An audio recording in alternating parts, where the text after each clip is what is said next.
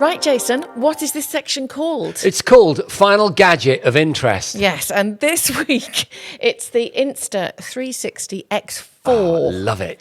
So it's a little bit bigger than its predecessor, the X3. It's an immersive 360 camera, basically. Looks like a chalk ice. Yes, it does look like a little chalk ice. And it's quite weighty because it's quite rugged. But the big thing is it films in 8K. Unbelievable, this thing. And the reason that it films in 8K is so that you don't have to worry about the framing.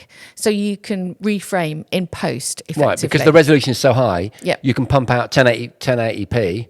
You were not to your heart's losing, content. yeah. So you're losing the quality, but you're going down from such a high state that you still get very, very good quality. And the stabilisation in this is fantastic. So if we want to carry on this show and cut down on costs a little bit, we could use this guy, that guy. Danny can stay, right? But the 3 cameras can go, and we've just got Danny's just chilling out, on a WhatsApp, whatever, and we've got that on a tripod.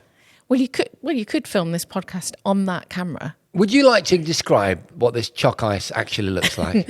So it's a little rectangular block, and then towards the top, you've got your camera, and you've got 2 cameras, one on each side, so more than 180 degrees. They're like fisheye lens. And because you've got more than 180 degrees, they overlap. So you get this beautiful 360 content. So your arm is kind of so if you were using vanished, isn't exactly, it vanishes. And if you had a selfie stick, it knows, and it will take that out. So there's no stick. There is just literally almost like a drone hovering above you, fully stabilised. Yep. Pretty cool, right? Absolutely And amazing. Also, just another little point, it's waterproof to 10 metres. So if you're a diver, you can dive with this. And then if you go beyond, you can get a special... a little kit. A little kit for it, yeah. Well, it's. I mean, if anything shows you, where these tech teams are going, these boffins. Oh, well, why don't we do this? We can boost the resolution on it. We can make it safe for 11 meters underwater.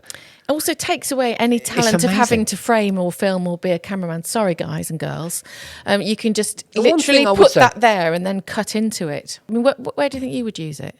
Well, obviously, I'm living in Cornwall, aren't I? I go surfing once a week. Mm-hmm. So I'd love to capture, certainly my son, who's actually a good surfer as opposed to me.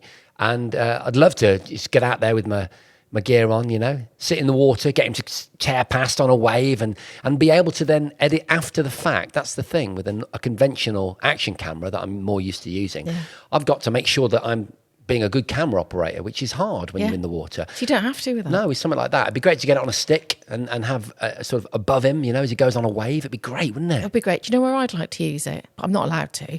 I'd like to use it on the MotoGP grid because I can only see little parts of it. Yeah. Obviously where I'm looking, and it's always so busy. Yeah. I'd love to do my presenting and just hold it up and just be able to see absolutely everything that's going on and who's changing tyres at last minute, where's the sucker punch coming from, who's late, who's wandering off for a comfort break. You get the whole atmosphere of it. It'd be really interesting. No, I think it's a really interesting thing. And I think when you start creatively vibing off it, that's when you've got something truly useful. Yeah, love it.